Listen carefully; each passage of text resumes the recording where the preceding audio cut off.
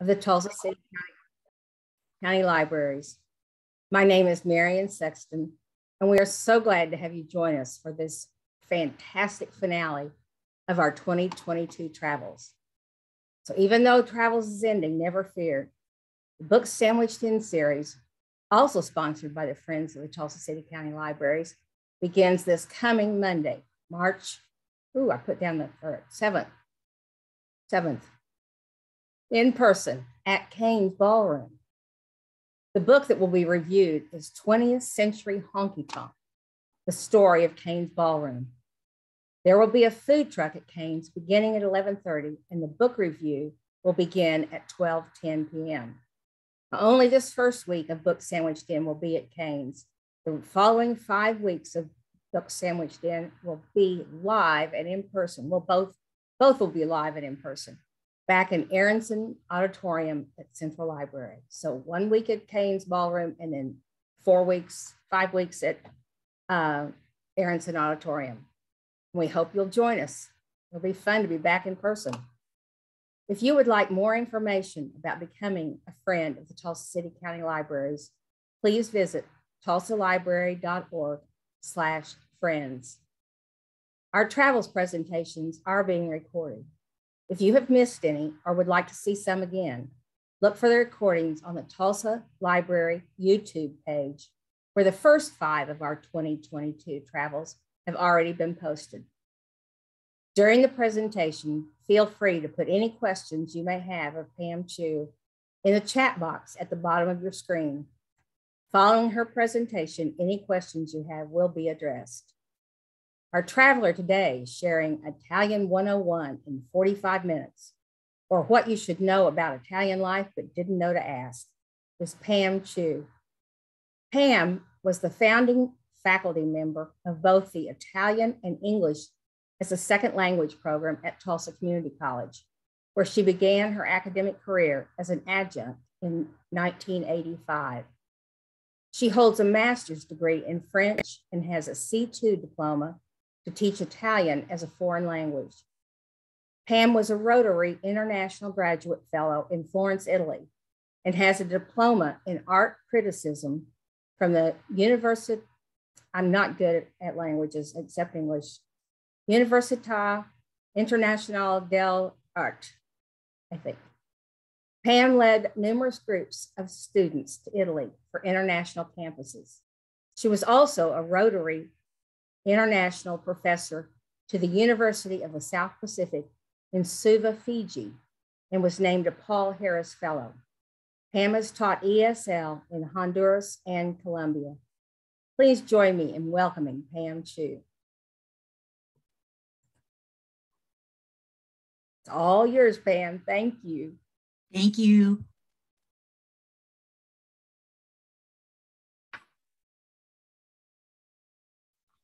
Good day. I'd like to begin my Italian 101 by taking a look at just our surroundings. I think it's very important in my first day of class to always consider our surroundings. So we know Italy as a peninsula. We've got 20 regions, but notice we border on France, Switzerland, Austria, and Slovenia. Also look at the proximity to our islands of Corsica and countries of Tunisia and Albania. These are a very important part as well in our history of the country as also. I want to go to the next slide and show you the 20 regions that we have.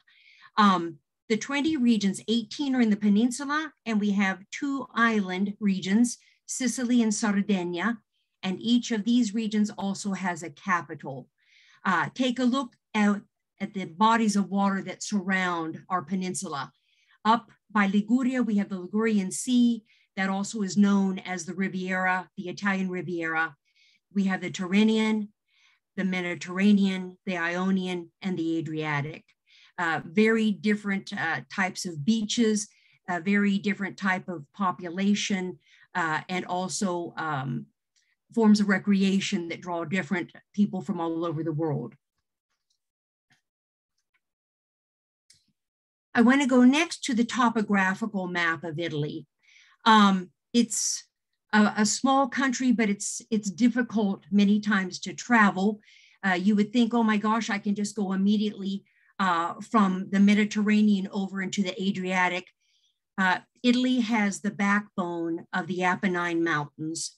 And I do want to say, when we discuss immigration, because of the Apennines, we have lots of activity and the shifting. So we've had numerous earthquakes, volcanic eruptions through history.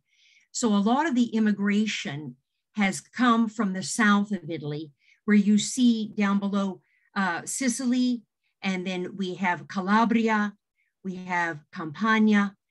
A lot of our immigrants came from these countries after natural disasters, and they immigrated to, of course, our East Coast, to South America, Argentina, as well as Brazil and Australia. To the north, we have our Swiss Alps. We have the Alps that we share, the Italian Alps. We have the Dolomites that are also just very rugged. But if you are a sports enthusiast, you will find lots of wonderful activities, rock climbing, skiing, those sorts of things. But you do see traveling is rough. So you cannot just simply cross over. You've got to, it's also difficult for trains, but you can get around.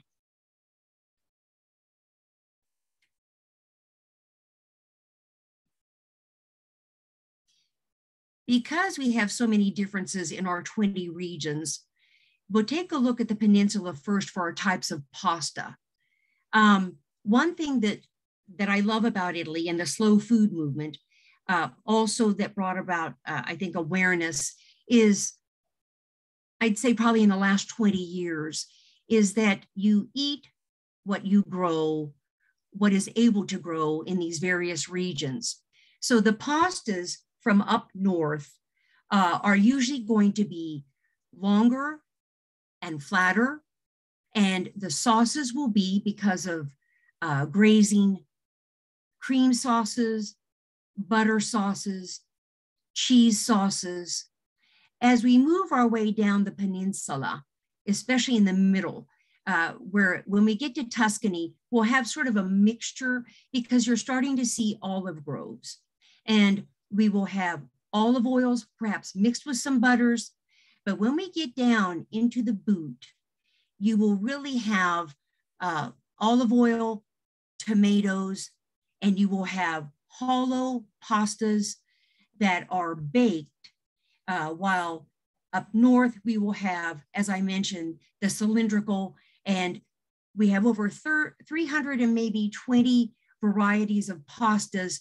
But the pastas, these different shapes, go with different sauces. And many of these are handmade, but many of the great pastas are actually manufactured close to Naples, because the air is perfect for that. But the surfaces of the pasta also determine the sauces. So in America, you know, we're used to kind of mix and matching pastas and sauces, doing kind of what we want to do.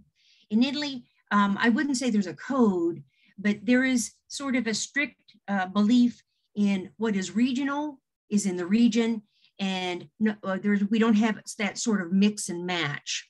I also kind of want to mention, you know, polenta is a very important dish as well. For example, up in the Veneto, you will have a white polenta for the white corn, while as you travel farther south, you will have a yellow polenta. And that is also sort of a vehicle for different sauces. So again, we're kind of looking at what is grown in different regions and what just comes naturally in farming, rather than trying to mix and match. One other thing I wanted to mention was with risottos. The Po Valley is where a lot of the arboreal rice is grown. So you will find more risottos up north. Of course, you can dine in restaurants all over Italy and find some of these dishes. But for me, I'm a real believer in eating what you have in the region you're visiting, and more specifically, even in your town or village where you're visiting. But one thing I'd like to say about immigration and matching that with the pasta, if you take a look, for example, when we have our penne or our hollowed out pasta down at the bottom, they come from Campania. When we've had our immigrants arriving to the East Coast, New Jersey, New York, Connecticut, PA, Rhode Island, Connecticut, you could really just go into a restaurant, and if they were, if baked rigatoni were on the menu, you knew that they had probably come from Campania, from the South. So you can determine people's origin many times by what was being served in the restaurants. We do have some food etiquette that I'd like to talk about. And some of this etiquette and it's fine. I mean, this is how we learn, but I kind of like to give my students a head ups before we leave, is that number one, butter is not served at the table with bread, with the exception of breakfast. So to ask for butter on your bread for lunch or dinner is probably not the best. Perhaps they will bring to you, as you've seen in the States, oil with herbs in it, but butter is basically during breakfast time. Milk is not a beverage that is served for dining in restaurants. And I think probably in many countries around the world, milk is not served as a beverage when children stop nursing. We cook with milk, and you can find milk in the stores. They have milk of long preservation, which will be in boxes, and great milk to cook with, but people do not drink, sit at dinner or lunch and drink milk. Another thing that is kind of a no-no is that cheese is not served on or with fish dishes. And so I have seen chefs come out of the kitchen and get a little bit upset when people have asked if they could please have cheese to put on their clam sauce, and he will explain to them why. And this is always just sort of a friendly lesson that I think is really important for all of us to understand. And it's when in Rome, do as the Romans, right? Another thing is that I have never yet in my life seen an Italian spinning pasta on their fork with a spoon. I don't know what the origin of that is, if that is sort of just something that came about in the States, but I've never seen an Italian have a spoon twisting pasta onto their fork. The other thing is Italians do not cut their pasta with a knife. I think if people have difficulty, yes, that's accepted, but I've not seen anyone cut their pasta. In fact, during cooking, people are really not to even break their pasta up for the cooking process, for spaghettis or any of the long pastas. This is something, probably one of the most important things for you today, is that I've had people come to me and say, oh my gosh, I wanted to share with you this olive oil I bought, and they will hand it to me in a little tin that is fancy and shiny, and it says on it with a sticker that it won an olive oil contest, the International Olive Oil Contest. And I just have to tell you the truth. You have got to really pay attention, because there are standards, and I want to talk about this. Because it started around in the mid-1990s, there were lots of sort of fake knockoffs of very important products. And so the EU wanted to sort of standardize this and make sure you knew. So I want to go over this in detail. You'll take a look at my slide and you can see that I have a DOC and I have a IGP. And I want to just talk a little bit about this. So these are legal certifications that are going to guarantee you the quality and the tradition and reliability of the products that you purchase. DOC is used for wines, the DOC. If you have a wine, that's what you want. You want a DOC, okay? And I'm going to read this to you in Italian, but this is Denominazione d'origine controllata. And this means that this wine has come from the region in which the grapes were grown. And there are 329 of these, of this designation, okay? Then I want to talk a little bit about my DOP. And with the DOP, this is an EU certification. This is also very important because it is guaranteed of your items that they are authentic and that they were grown in the region in which it says they were grown, and that the ingredients were prepared in the way that is traditional.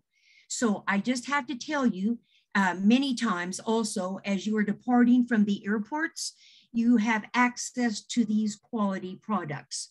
I want to go into, I gave you the DOC for the wines because I have lots of friends and students that are wine drinkers, but the DOP is, I'm going to read this to you in Italian, the Dominazione d'origine protetta. And once again, this will be for cheeses and your meats, your olive oils.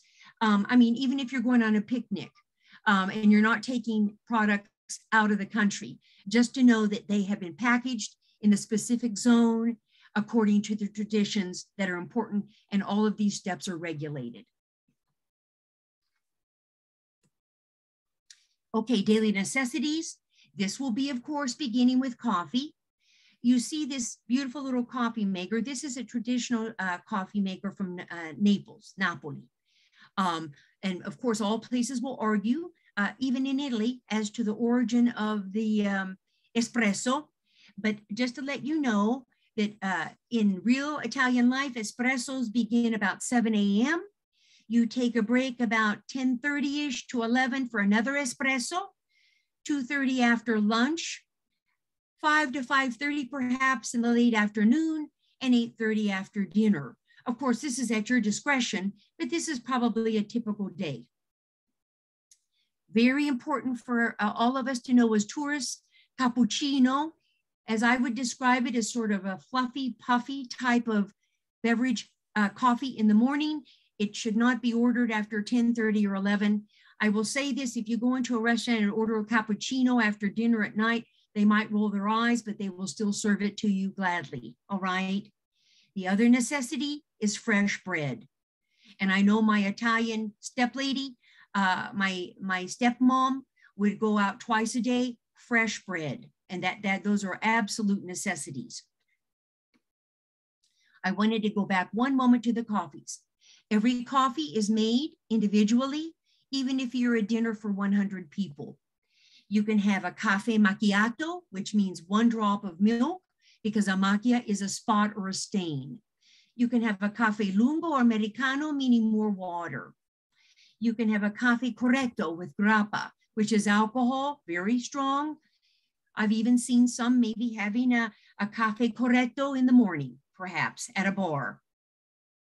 And the other thing I'd like to say is we get used to what we have in our country.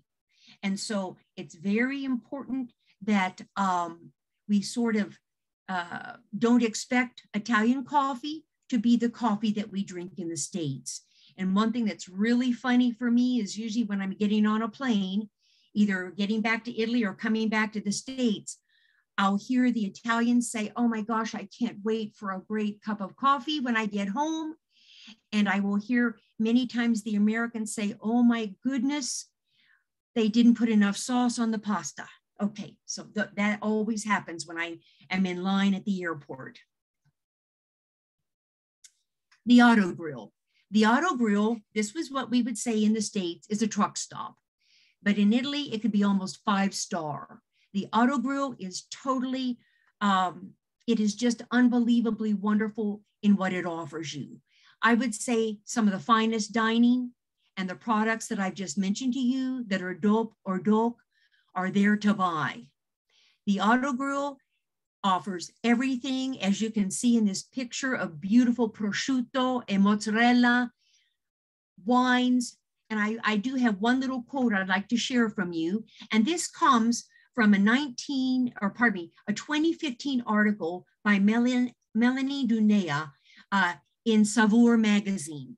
And she said, inside I found liters of olive oil, piles of salami, whole prosciutti, balls of provolone, jars of marinated artichokes, pasta of all shapes, towers of cookies, and mountains of chocolate bars. Bottles of Italian wines, limoncello, and beer lined the walls. And most of all, it was all local. It was like an Italian grocery meets a convenience store meets a coffee shop. All the commercial bounty of an American gas station with Italy's standards for quality. And I thought that was just a beautiful, beautiful description of an auto grill, and it's worth stopping and spending. One big problem now, and this is very serious, counterfeit versus authenticity. And I moved to Florence in 1980 and lived with a large family, and one of the nephews worked in a leather factory. And at this time, we had lots of people that were coming, learning the leather craft from Asia, from China in particular. And so as I was coming every year after 1980, I would see, because also Florence was a center of fashion shows. We have Pitti Donna, and we have Pitti Uomo, Pitti Bambini, all these ramp shows. So you've got extraordinary leather products, extraordinary fashion shows. And at the time in 1980, we still had cameras and you had to have the film developed. So I'd see lots and lots of people snapping these latest fashions, but they had to have the film developed. They had to get back to Asia. They had to go into the factories. And I could probably predict that there would be top fashion within 2 years. I could just do the styles and know. But now, as we have everything within seconds, you can find the fashions, the styles within probably 2 weeks being manufactured in Asia. And this leads me now to authenticity and knockoffs. So what has taken place is that now, and I do have to show you this, we have knockoffs, not just in fashion, but in the world of the sunglasses, batteries, what we think is Venetian glass, which is not real Venetian glass, and food products that are not even made of food. All right. And I kind of want to get into this and show you. And this is kind of just the truth. You see these large tankers arrive and they are full of knockoffs that have come from Asia into the ports of Naples. And these goods, once they are unloaded, are distributed, and they are distributed many times to African immigrants that need work. And you will see many people just selling wares on little blankets out in the street. The police come, they tie up the blankets, they run off.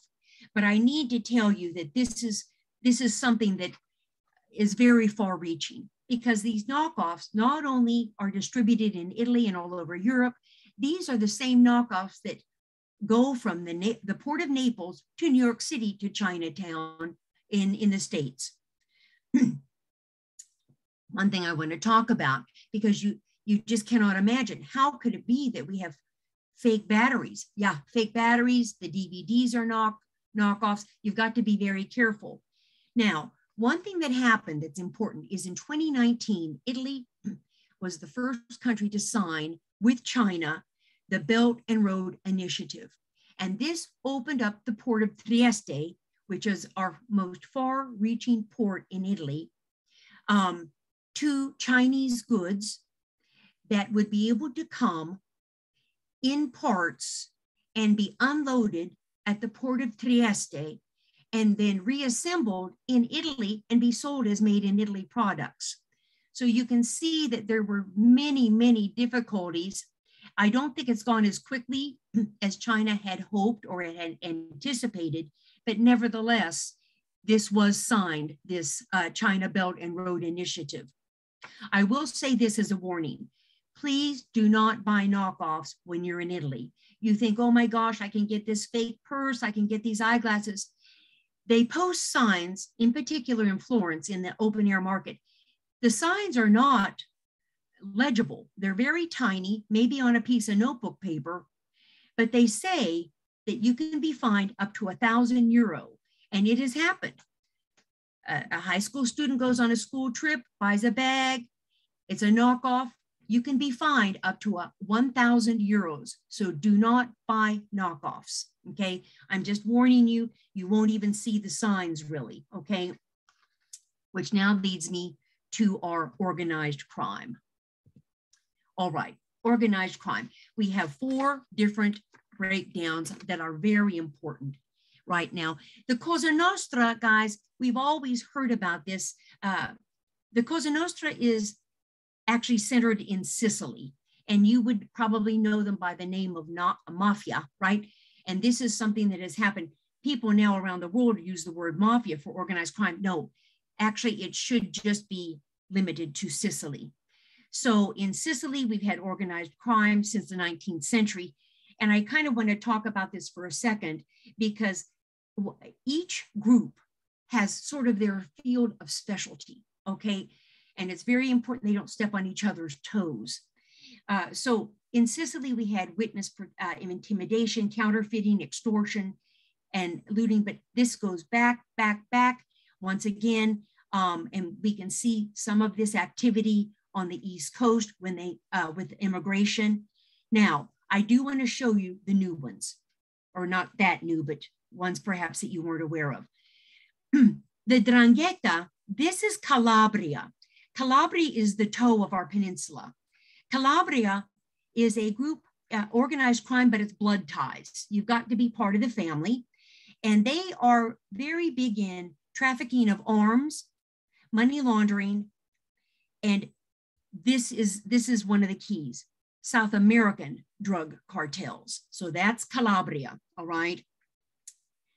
Lots of bandits as well. If you are a tourist in a rental car, you do need to kind of know when you're traveling, because I know this sounds like a film, but it's true. There are bandits. There is a code of silence with the 'Ndrangheta, and they are 3% of Italy's GDP. Next, I have, one moment, my, hold on here one second. I have my Camorra. And Camorra is very important because Camorra is with a home in Naples, but really in the region of Campania, okay? This one to me is very, very scary. And I'd say 10 years ago or so, the film Gomorrah won the Cannes Film Festival, which really showed the life of this group in Naples.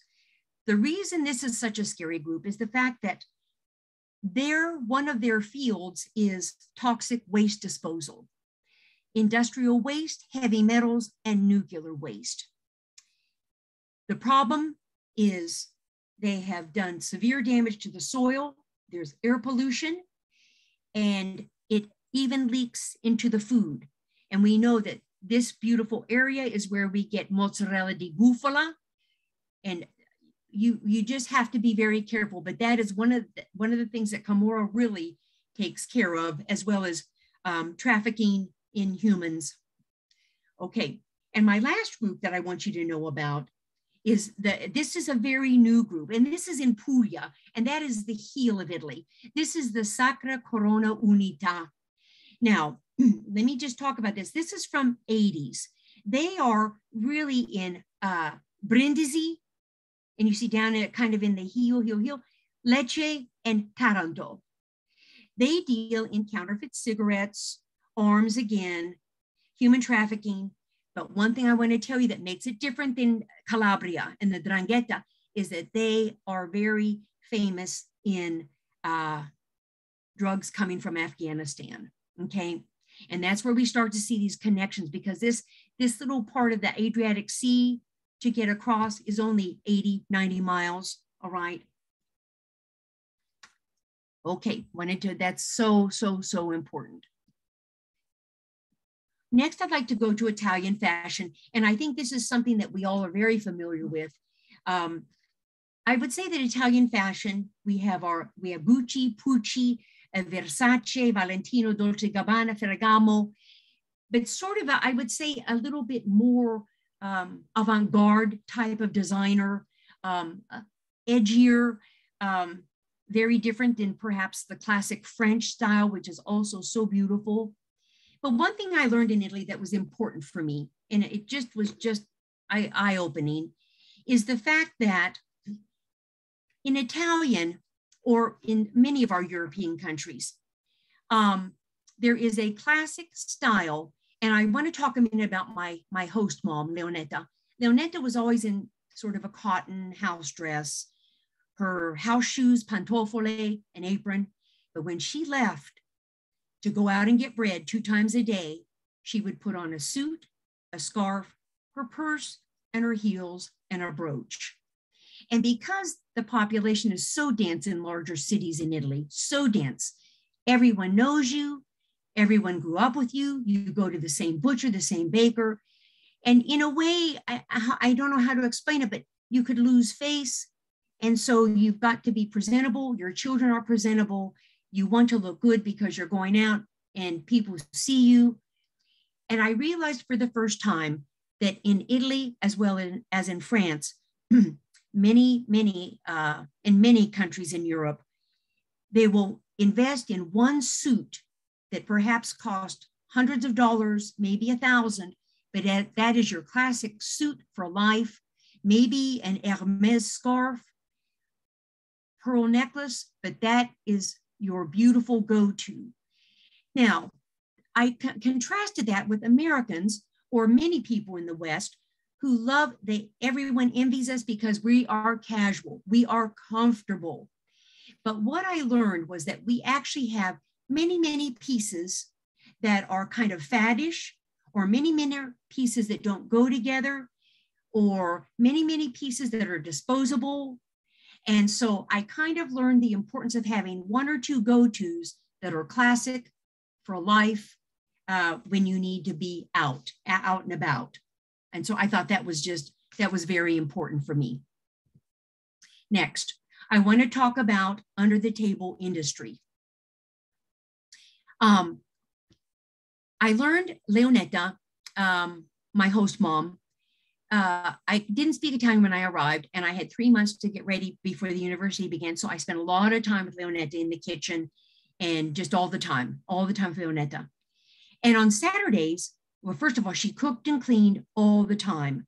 But on Saturdays, there'd be a knock on the door, a man would hand her a bag, and she would hand him a bag. So as I started to understand the way of life in Italy, and there aren't many jobs, I'm just going to say that right now. So you can have wonderful, grandiose dreams, but there aren't just many jobs. Leonetta, I realized, was sewing in a little room with 1 light bulb every week, 100 belts for Ferragamo. The knock on the door, she would exchange the belts. She was getting $1 a belt. Ferragamo was selling them for $100 a piece. This was 1980-81. Well, my roommate, Adriana, married a Florentine and stayed. And so every year when I go back, I see Adriana. And one year I went, and her whole family was in the kitchen, and everybody had sandpaper with bamboo handles. And they were making extra money by sanding these handles for purses for Ferragamo. So we all hope there are jobs for us in Italy, but I just have to tell you the reality is not. And many of these industries, you have to just kind of be paid cash. Next, I want to talk about something that is also perhaps a little bit not known or understood. There's this beautiful aesthetic in Italy and Europe in that about coloring and fashion. And so the title of this slide is The Importance of Shoe Color. And who would imagine? But I learned this by watching very carefully, especially gentlemen, because in the States, we're just comfy. We may wear tennis shoes with our pants. It doesn't matter. But in Italy, if a gentleman had on blue corduroy pants, probably he was wearing blue loafers. Or if he had brown corduroy pants and a corduroy jacket, he was probably wearing brown loafers.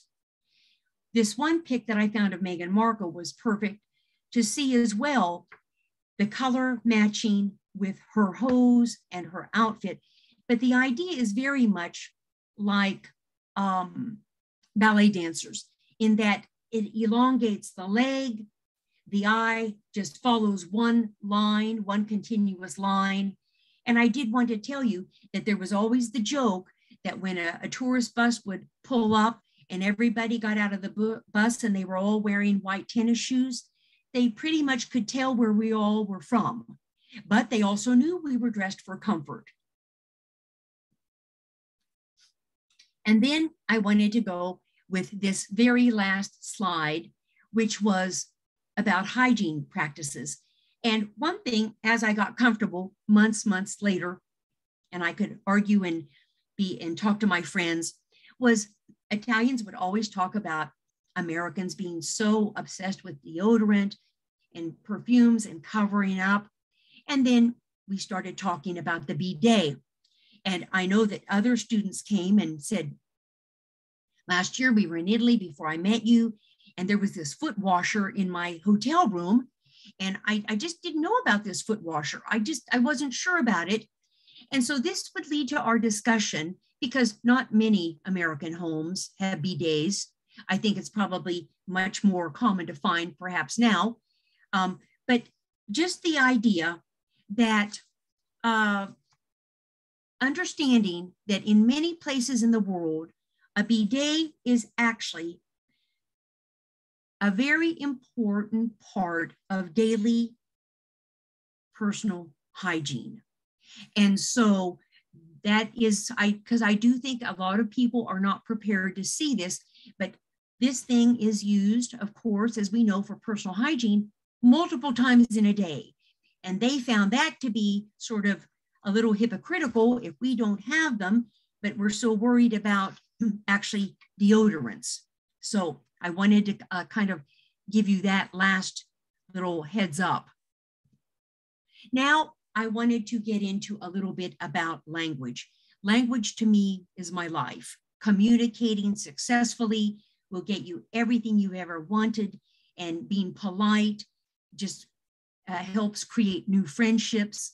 So when you're first ordering your coffee in the morning, perhaps you're at un bar Italiano, we use conditional, because conditional becomes, instead of I want, I would like. Our conditional tense. So I wanted to show you some of our expressions. Vorrei is how you say it. Vorrei, and then per favore is please. Prendo is I'll have. Un cappuccino per favore. Un'acqua gassata per favore. Un'acqua non gassata per favore, because it's always the big joke that they know when Americans come, they would like non gassata. Or un bicchiere di vino rosso per favore. Those all, please, if you can remember to just give me a please, a per favore. It opens doors. The last little bullet is una pasta per favore. You're going to see variations. When you see a pasta with an indefinite article, that is a pastry, okay? Next, we'll go to a restaurant. And this is a more formal, a much more expensive, perhaps, menu. But you will have an antipasto. Now notice this.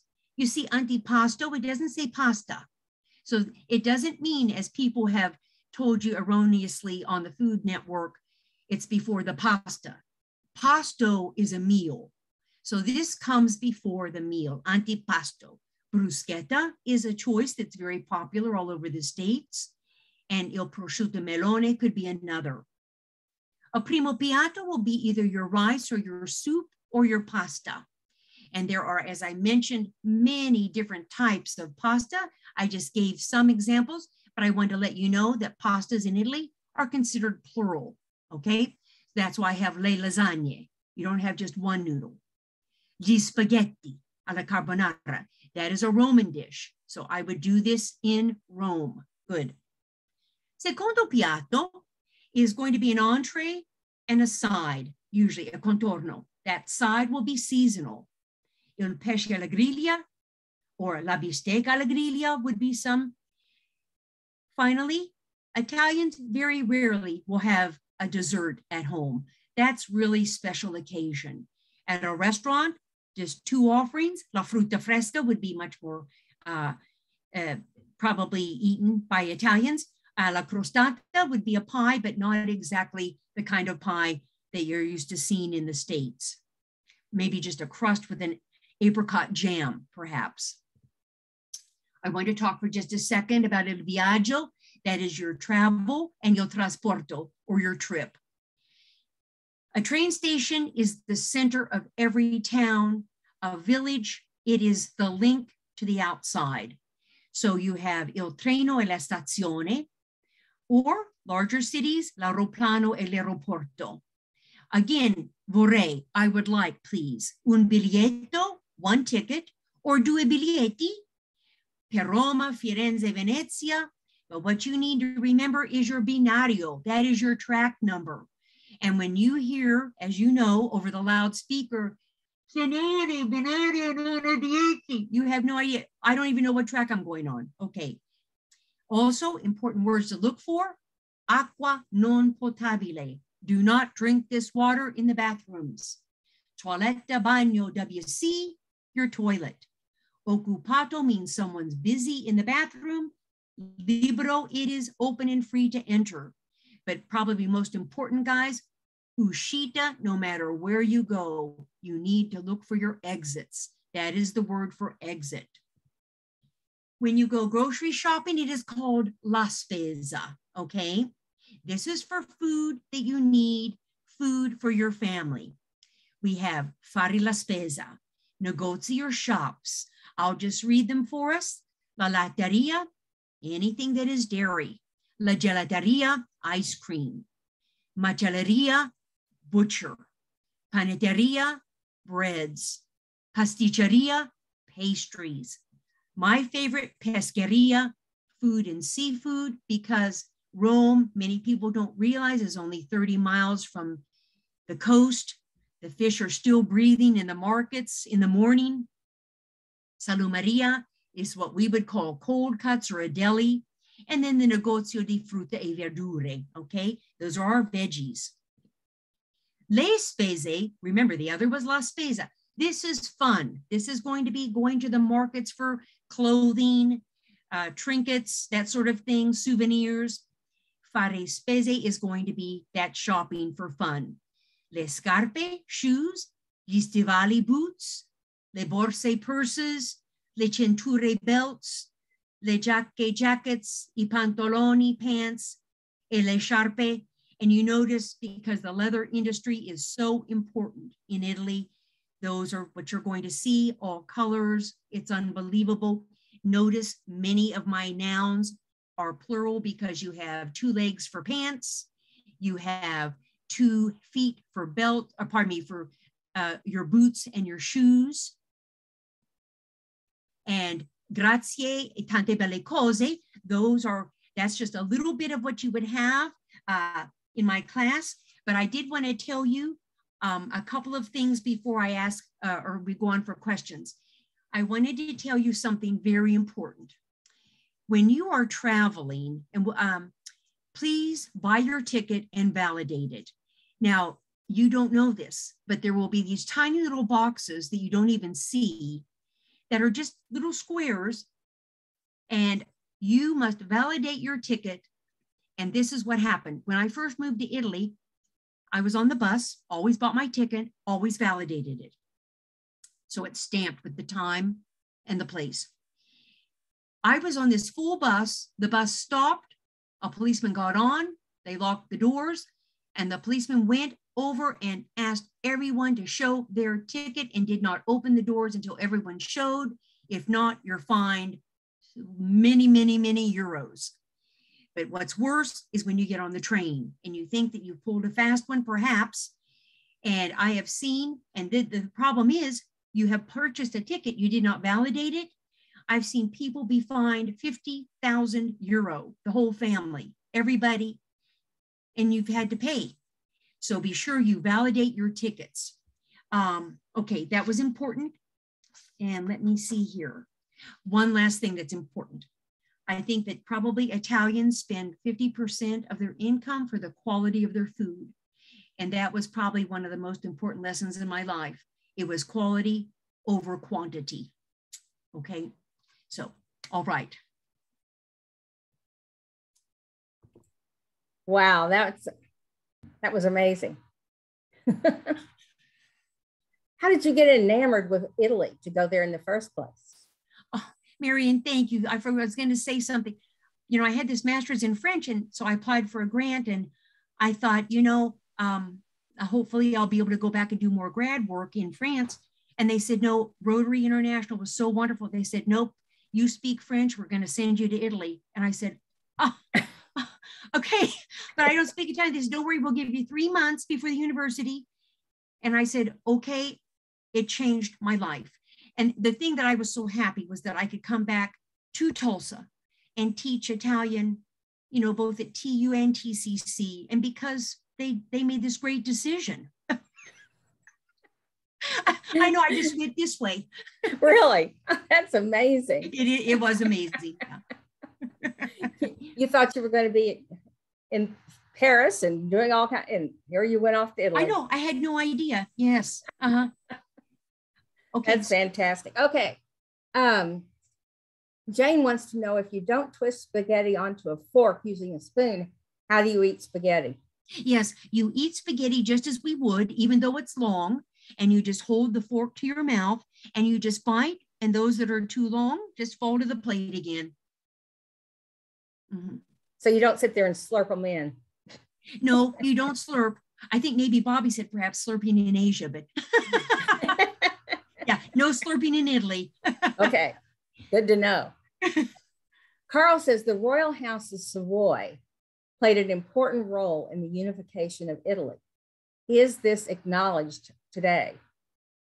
Well, that's very difficult because I don't know. I think perhaps, I'm so sorry, I'm not sure about that, but I think perhaps they're still not living in Italy right now. I'm sorry, I don't know. Okay. That's more historical. Yeah, sorry. You're not a historian. Jane wants to know, what does validate a ticket mean? I was wondering about that too. Okay, good. Thank you. There's just this tiny little box. And, sometimes I wonder because the word in Italian, furbo, means sly as a fox. And these little tiny boxes are just spaced, not frequently throughout the train station, but also what you do is you have your ticket. You must find that box with all your luggage and stick it in, and you will hear a click, click, and then it will be imprinted onto your ticket, the date, the time. So when the conductor comes by, he can feel that it's been validated. But I'm telling you, nobody's talking about it. That's weird. You'd think there'd be a lineup, to validate. Yeah, a line of people. Italians all know, but it's all the tourists don't know. So yeah. So your ticket itself is not actually. When you get on the bus, you can. Now the reason some people jump on the bus without a ticket, because I bought a subscription. So I had a subscription for months. So I just kept it and showed it, right? You show your subscription and it's in a little plastic folder. But if you've just got a little ticket, you've got to and then it's going to be also stamped, dated. But I mean, they will lock the doors of the bus and nobody's getting out. 50,000 euro. That would just be unbelievable. It is unbelievable. Yes. Yeah. Okay. Now we have one that says food etiquette. Another thing that I think is common throughout Europe that caught my friends somewhat off guard is the lack of ice in beverages, and also buying carafes of water rather than complimentary water. Mm-hmm. Yeah, this is perfect. Thank you so much for that question. Because when I led groups to Italy, I would always say before we left, do not ask for ice. I lived with a family of 9. We only had a dorm fridge because everything is eaten and there are no leftovers. All right. We had a dorm fridge for 9. Every meal's fresh. And so there was in the summer, because it does get to be hot in Florence, exactly the same temperature as Tulsa, a tiny little ice cube tray. And that went to the dad. That went to Moravio, the father. So ice was just not common. And I knew in restaurants, it's just not common because many countries in the world, all over the world, feel that ice drinks are not good for your inside. That ice, cold drinks are not good for your body. I mean, it's just sort of maybe old school. Now, lots of places do have chipped ice or fountain drinks and all that sort of thing. But if you go into a restaurant and just start asking for ice cubes, well, one person did, all these people started asking for ice. There wasn't ice. I mean, it was just tough. And so, but we are one of the, I think, probably few countries that really like everything just iced down. So thank you for that. I was going to mention that, and that's a great one. Yeah. Oh, one thing I want to tell you. No, this is it, about the water, being charged for water. You can always ask them for acqua di rubinetto, and that means I would like water from the tap. And this is not like in some countries where we have to worry a lot about the water making you ill or having microbes in it and all that sort of thing. You just say acqua di rubinetto, and that means tap water, please. So that was one of the things when I first went to France, that I had to learn what, because they ask you gas or no gas. I don't want either one. I want it out of the tap. Okay, good. Yeah, good question. Thank you. It is. Diane says, I sure wish I'd had all this information before I went to Italy. I really enjoyed your presentation, and now I might need to go back. Thank you. Thank you. And somebody else said that she encountered encountered the same validation issue in Peru. Yeah, but and the thing is, that's why even when Rotary sent me, I was really happy to be a non-Italian speaker. I got to observe everything. I was so careful to observe everything, because I remember in Fiji when I arrived, they said immediately, you are going to start teaching tomorrow. And I said, no, I need to observe. I need to see interaction. I need to see how do people conduct themselves. I learned so much, truly, that was very important. Yeah. So just being a people watcher. A people watcher, a listener, kind of catching, and just sitting and observing, and don't try to do. I really believe in quality rather than quantity. Pick one spot that you love, get to know it, that sort of thing. Because even my trips, I started off many years ago, like in 1993 with the first trip. And it was just one of those things, like I can't remember the movie, but something, if you're in Brussels, it must be Tuesday or something. And then later on, I moved to living in Sorrento in a villa for 2 weeks. That's all we did. We unpacked and lived, and that was it.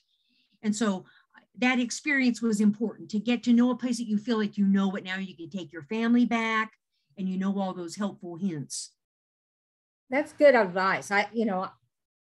So many trips, you're just going from one place to another, and they're valuable, but on the other hand, staying put and really getting to know someplace in depth is much better. It is. And the memories you have, it's not all jumbled up as to what museum was that. Oh my gosh, I can't remember.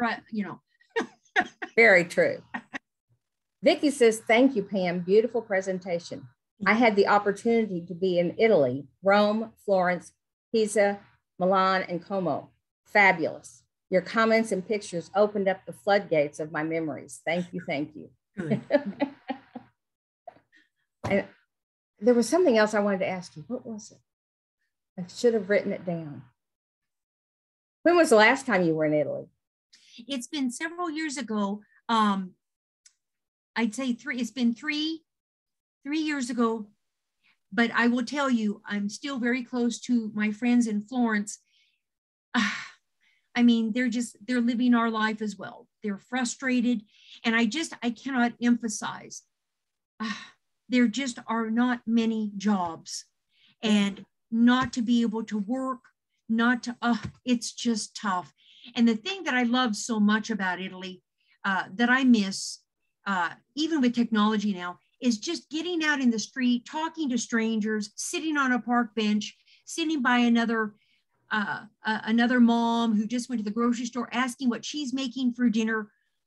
That social part of being outside is such a key part of survival in many countries in the world, and not being able to talk to people after you've read the headlines. I mean, many of them still read the newspaper, which was beautiful. And I love that. I miss that, but I know they're suffering as much as we are. It's just bad.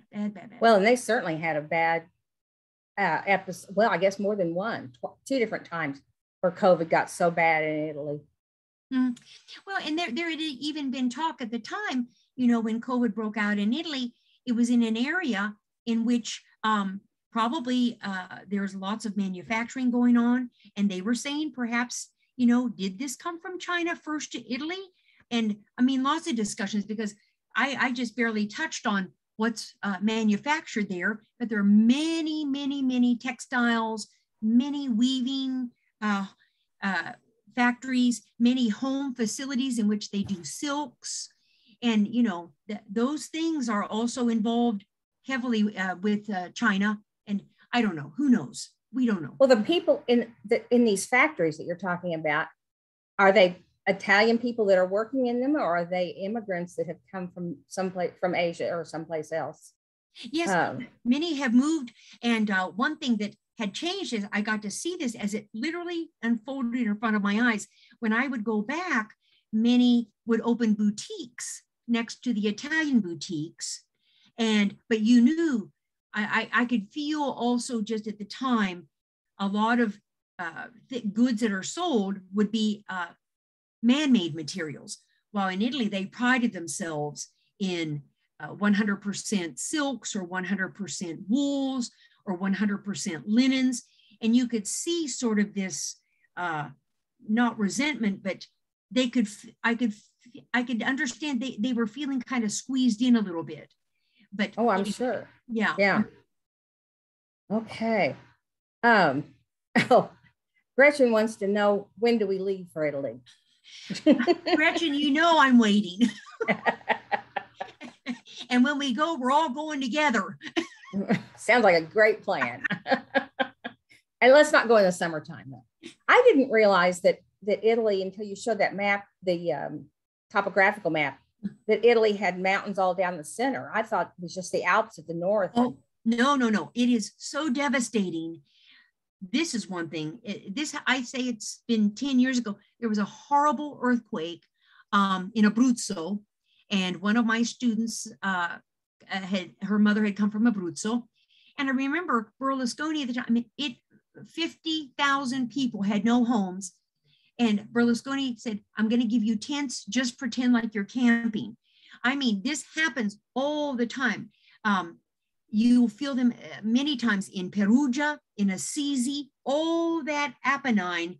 Yes, there's going to be movement. You're going to have volcanic move. I mean, just, you got Vesuvius, Etna's always, I think Etna was just last week erupting. I will say that the upside of these eruptions, the soil is so rich that people go ahead and let the volcanoes erupt. They never leave. That soil is absolutely rich, and will make great crops. Well, I guess I should have, I certainly knew about Etna and Vesuvius. I guess I should have realized that. I've only been in Italy once, and that was in 1968, I think. Mm-hmm. No, it was earlier than that. But anyway, and that was we just went to Venice and Florence. Uh-huh. But you know, that's so wonderful. And it's wonderful too that you got to see Italy, during that time period, because, you know, just a lot has happened. A lot has happened. That's true. But just to be aware when you see the faces, for example, I remember Fiumicino, when you fly in, there is a direct line, a rail line, and you go directly from Rome, Fiumicino, the big airport, straight to downtown Rome. You get out at that train station and you will see people of all ethnicities. It is a gathering point, especially because, you know, Mussolini had been in Ethiopia and Eritrea, Somalia. So you have a lot of the old timers who were Italian speakers, and that's why coffee was so important in those countries as well. But when you get out of that train station, you think, I think I'm in the wrong place. You'll see Filipinos, you'll see Peruvians. A lot of people there are doing a lot of the home health care, in the home health care industry. They help assist the elderly. You'll see, of course, many of the guys I've told you with the blankets selling wares. Mm-hmm. And you just think, am I in Italy? I think, And then you'll hear Russian spoken, you'll hear Chinese spoken, there'll be Pakistani restaurants. And then you start to think, I think maybe I'm in the wrong place right now. It's Rome. It's, yeah. Mm-hmm. Europe is not as homogeneous as it once was. Yes, exactly. Definitely. Well, I would love to see some of your pictures of Italy, of your trips and people. That would be wonderful sometime. Good. Okay. Wonderful. Thank you so much. We really loved it. And thank you and appreciate you joining us and sharing your knowledge. Well, thank you so much for the invitation. Anytime. Thank you. Wonderful. Thank you. Oh, wait a minute. We have, several children of Paul and Gertrude Lavoie, yes, are watching. We remember our parents taking Italian from Pam in the early 80s. They loved her. That's from Donna. Thank you so much, Donna. I often talk about your folks in class because I'll never forget, you know, when you were in the Rome airport and they started firing, and that was a front page paper for your mom and dad. They witnessed that in the Rome airport. Yeah. So I remember, but I loved your folks so much. I loved them. Yeah. Firing on whom and why? This is why the terrorism thing, this was Paul and Gertrude, and I think maybe some of their children were traveling in Italy, and there had been a terrorist attack. And that's why when you go to some of these airports all over the world, they're on it. They have machine guns and dogs. And at first it's very off-putting for Americans. They've been doing this since the late 80s. They said, okay, this is it. In all these major airports abroad, they have their dogs, they've got machine guns, and that's why, because Gertrude and Paul, I think they had to hit the deck. I mean, you know, but it was front page news in the Tulsa paper. I can't remember if it was the World or the Tribune, but yeah, and then they had interviews of them. So thank you so much. Wow. Well, on that note, join us next year. Maybe we'll have a continuation of this. Thank you so much, Pam. And thank you to everyone who joined us. Thank you. Bye-bye. Bye-bye.